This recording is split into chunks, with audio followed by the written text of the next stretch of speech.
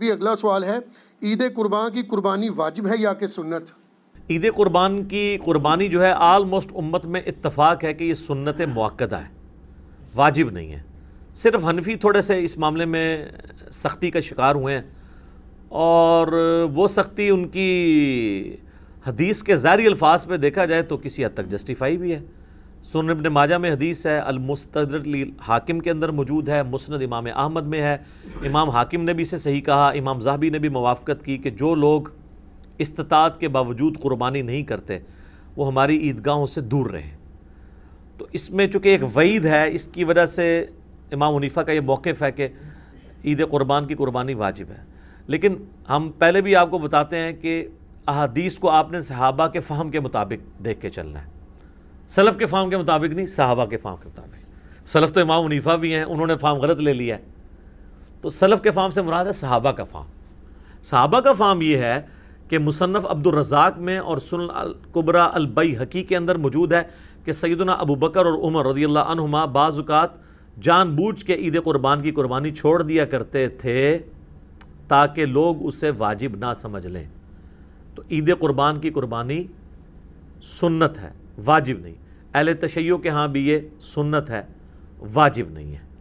رہا احادیث میں سے یہ ایک حدیث ہے، اس حدیث کے اوپر بھی ہر صحت پہ اختلاف ہے، بہرحال آلموسٹ حسن درجے کی تو یہ بانی جاتی ہے روایت۔ تو وہ ہے نبی علیہ السلام نے ترغیب دلانے کے لیے، جیسے کئی ایک موقعوں پہ آپ علیہ السلام کا جس طرح فرمان ہے کہ یہود و نصارہ کی مخالفت کرو، داڑھیوں کو رنگو، یہ ترغیب دلانے کے لیے۔ ورنہ تو اس حدیث کو روایت کرنے والے جابر بن عبداللہ اور ان سے بھی بڑھ کے مولا علی علیہ السلام نے داڑھی نہیں رنگی، سفید ہی رکھی ہے، جواز کی حد تک یہ جائز ہے۔ تو یہ واجبیت کے درجے میں نہیں ہے، سنت کے درجے میں ہے۔ لیکن جس شخص کو اللہ تعالیٰ نے استطاعت دی ہے اسے ضرور قربانی کرنی چاہیے۔ میں یہ باتیں اس لیے نہیں کہہ رہا، اللہ کا شکر ہے کہ میں نے یعنی جب سے اس اعتبار سے یعنی صاحب استطاعت ہوں کہ میں نے خود سے کمانا شروع کیا ہے، یعنی 15 سال سے زیادہ ہو چکے ہیں، تو میری تو کسی سال میں بھی قربانی مس نہیں ہوئی ہے۔ نبی علیہ السلام نے بڑے اہتمام کے ساتھ کی ہے، حتیٰ کہ آپ صحیح مسلم میں جو آپ کے آخری حج کی حدیث ہے 2950، جس میں آپ کا فرمان ہے کہ میں اپنے بعد تم میں وہ چیز چھوڑ کے جا رہا ہوں جسے مضبوطی سے پکڑ لوگے کبھی گمراہ نہیں ہوگے، وہ اللہ کی کتاب ہے۔ مسلم میں صرف اللہ کی کتاب کا ذکر ہے۔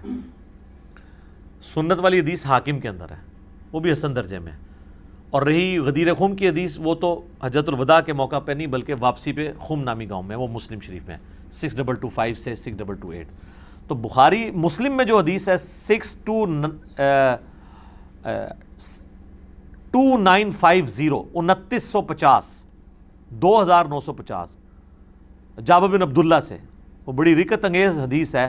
جابر بن عبداللہ آلموسٹ نابینا ہو چکے ہوتے ہیں، تو امام باقر ان کو ملنے کے لیے جاتے ہیں، تو ان کو بتایا جاتا ہے کہ حضور کا بچہ ہے آپ کے پاس، امام باقر حضرت حسین کے پوتے، تو وہ ان کو اپنے پاس بٹھاتے ہیں، تو حضرت امام باقر اس حدیث کو روایت کرتے ہیں، اور امام باقر سے امام جعفر صادق نے بیان کیا ہے، اور 2 واسطوں سے امام مسلم نے لی ہے۔ تو امام باقر کہتے ہیں کہ جابر بن عبداللہ میرے یہ سامنے کے بٹن کھولتے ہیں اور میرے سینے پہ یوں ہاتھ رکھتے ہیں اور کہتے ہیں تم میرے نبی کے بیٹے ہو، تم مجھ سے جو پوچھنا چاہتے ہو پوچھو۔ تو وہ کہتے ہیں میں آپ سے پوچھنے آیا ہوں کہ نبی علیہ السلام نے حج کس طرح کیا تھا۔ تو وہ حج کی آلموسٹ 7-8 صفحوں پہ لمبی حدیث ہے، مسلم شریف میں 2950 اور مشکات میں دوسری جلد میں حج کے چیپٹر میں پہلی حدیث یہ ہے نبی علیہ السلام کے حج پہ۔ یہ امام باقر نے روایت کی ہے، ان سے امام جعفر نے سنی ہے، اور پھر بعد میں 2 واسطوں سے امام مسلم نے لی ہے۔ اس میں الفاظ ہیں کہ یمن سے نبی علیہ السلام نے 100 اونٹ منگوائے حجۃ الوداع کے موقع پر، 63 اونٹ آپ نے اپنے مبارک ہاتھوں سے نہر کیے ایک حج کے موقع پہ، 63 اونٹ، اور یہ حضور اپنی طرف سے کر رہے ہیں، اور باقی 37 جو ہیں وہ مولا علی کو کہا کہ تم نے کرنے ہیں۔ تو 63 میں اشارہ تھا کہ آپ کی چونکہ زندگی مبارک کے 63 سال ہیں، آپ نے پورے سال ایک سال کی قربانی ایک ہی دفعہ کی ہے۔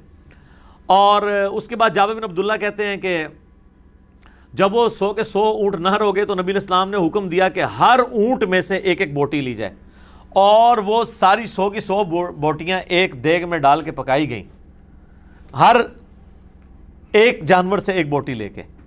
اور پھر جابر بن عبداللہ کہتے ہیں کہ مولا علی نے اور نبی علیہ السلام نے ایک دسترخوان پہ بیٹھ کے تناول فرمایا۔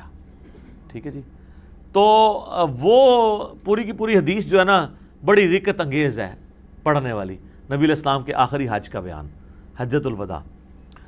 تو اس سے بھی یہ یعنی بات پتہ چلی کہ نبی علیہ السلام نے اس سنت کا بڑا اہتمام کیا ہے، لہٰذا اس چکروں میں تو پڑھنا ہی نہیں چاہیے کہ جناب واجب ہے یا سنت ہے. بھائی سنت ہے کریں گے.